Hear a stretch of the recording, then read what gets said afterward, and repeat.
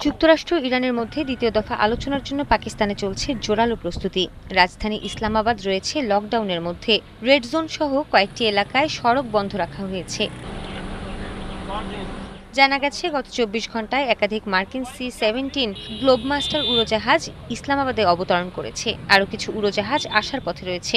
যুক্তরাষ্ট্রের আগাম দলগুলো, যাদের মধ্যে নিরাপত্তা দল ও সাঁজোয়া যান রয়েছে, ইতোমধ্যেই পাকিস্তানে পৌঁছতে শুরু করেছে।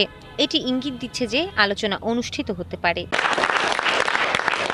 এরই মধ্যে মার্কিন প্রেসিডেন্ট ডোনাল্ড ট্রাম্প বলেছেন, ইরানের সঙ্গে যুদ্ধবিরতি বাড়ানোর বিষয়ে আলোচনা মঙ্গলবার আবারও শুরু হবে। হোয়াইট হাউসের দূত জ্যারেড কুশনার ও স্টিভ উইটকফ আলোচনার জন্য ইসলামাবাদে যাচ্ছেন। তবে তেহরান কোনো চুক্তিতে রাজি না হলে পুরো ইরানকে উড়িয়ে দেয়া হবে বলে হুঁশিয়ারি দেন তিনি।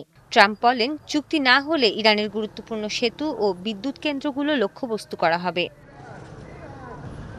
তবে ইরানের রাষ্ট্রীয় গণমাধ্যম ইরনা জানিয়েছে, হরমুজে যুক্তরাষ্ট্রের অবরোধ অব্যাহত রাখায় এবং চুক্তিতে যুক্তরাষ্ট্র অস্বাভাবিক সব দাবি করায় আলোচনায় যাবেন না ইরানের প্রতিনিধিরা।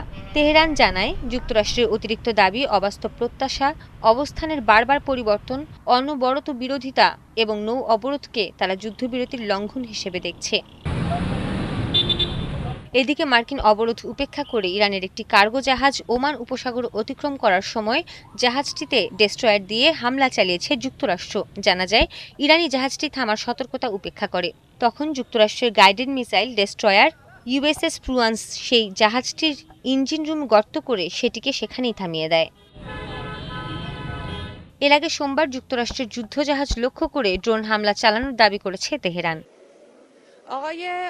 এ ঘটনার জেরে পাকিস্তানের পররাষ্ট্রমন্ত্রীর সঙ্গে আলাপকালে ইরানের পররাষ্ট্রমন্ত্রী আব্বাস আরাকচি বলেন, ওয়াশিংটনের অযৌক্তিক দাবির পাশাপাশি ইরানের বন্দর ও জাহাজে হুমকি দেওয়ার বিষয়টি তাদের যুদ্ধবিরতি নিয়ে সদিচ্ছার অভাবেরই লক্ষণ। আরাকচি আরও বলেন, ইরানের জাতীয় স্বার্থ ও নিরাপত্তা রক্ষায় তেহরান তার সবটুকু সক্ষমতা কাজে লাগাবে।